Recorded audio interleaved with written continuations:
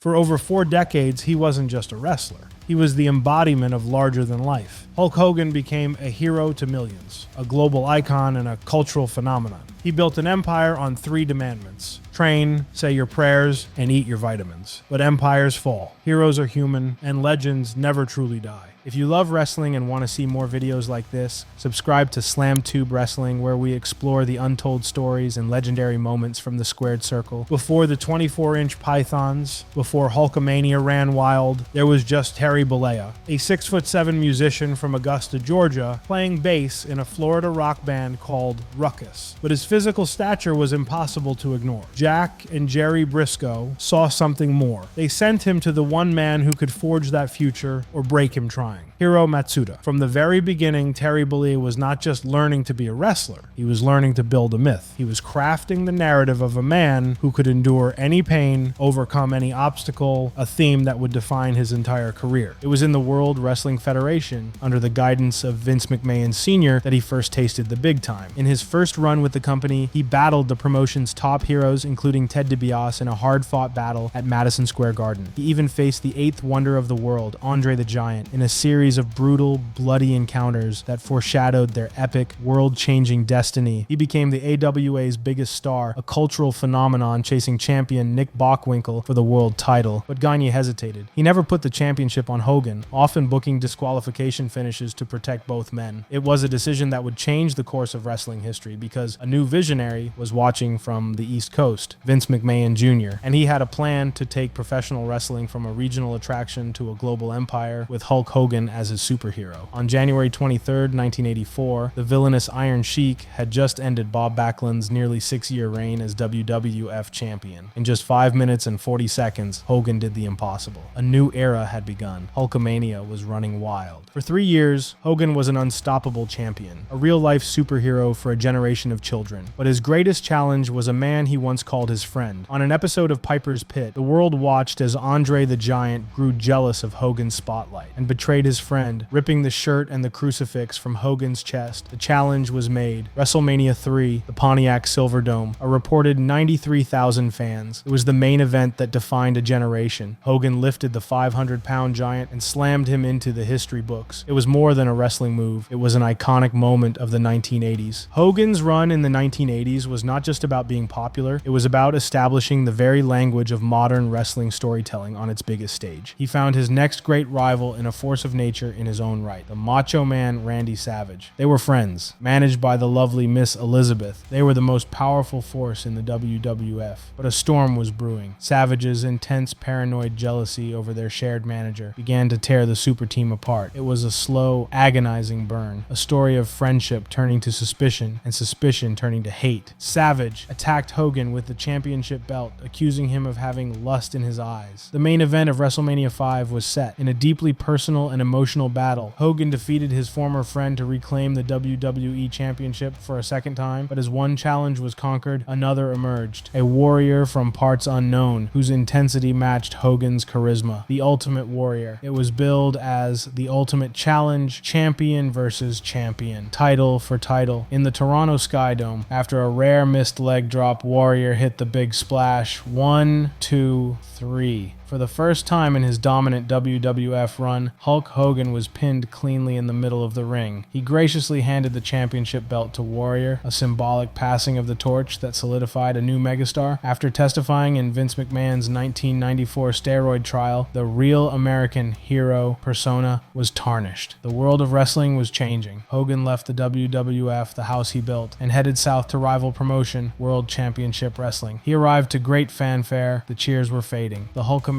magic that had defined the 1980s was running out in the cynical 1990s. Hogan needed to change, and change was coming. It was called the Hostile Takeover. Scott Hall and Kevin Nash, fresh from the WWF, they called themselves the Outsiders. They promised a third man, a mystery partner. At the Bash at the Beach pay-per-view, a familiar figure emerged from the back, and then the leg drop, not on the Invaders, but on his friend, Randy Savage.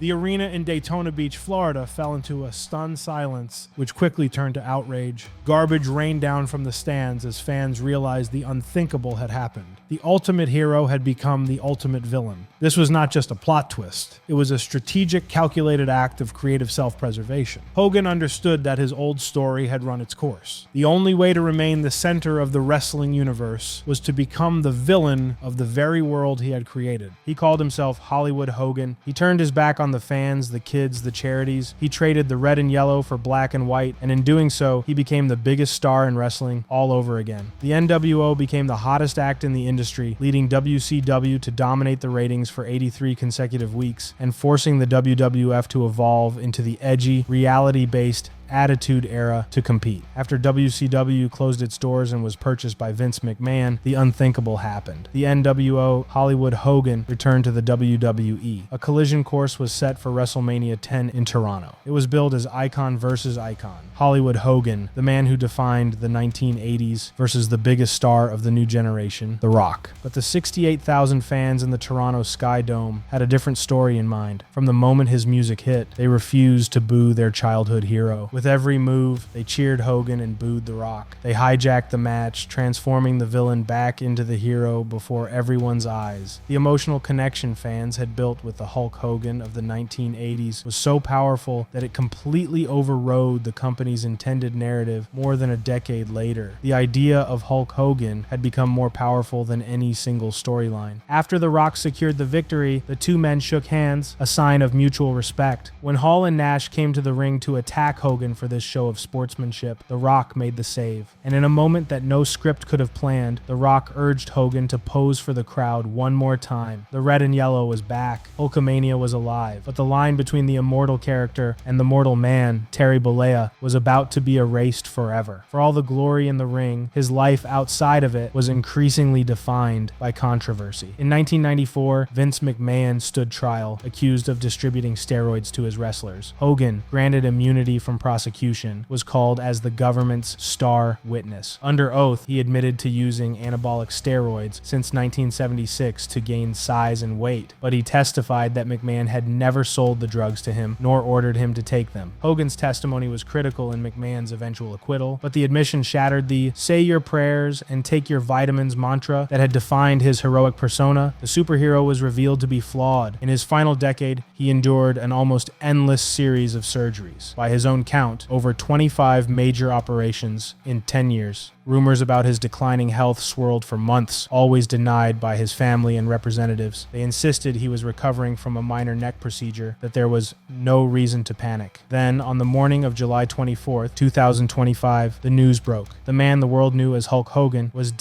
at the age of 71. The cause was cardiac arrest. The Immortal One was gone. WWE honored the man who helped WWE achieve global recognition in the 1980s. They remembered the icon, the friend, the man who defined their childhoods. But his legacy was never simple. The controversies were not forgotten. His story left many with a complicated reckoning, forcing them to separate the art from the artist, the character from the man. His passing did not resolve this debate. It immortalized it. He was a hero. He was a villain. He was a pop culture icon. He was a flawed and complicated man. He sold out arenas and changed the business forever. He created moments that will live for eternity. And while the story of Terry Bollea has reached its final chapter, the legend of Hulk Hogan is immortal. What's your favorite Hulk Hogan moment? Let us know in the comments. Hit like if you enjoyed this video, and subscribe to SlamTube Wrestling for more legendary stories from the Squared Circle.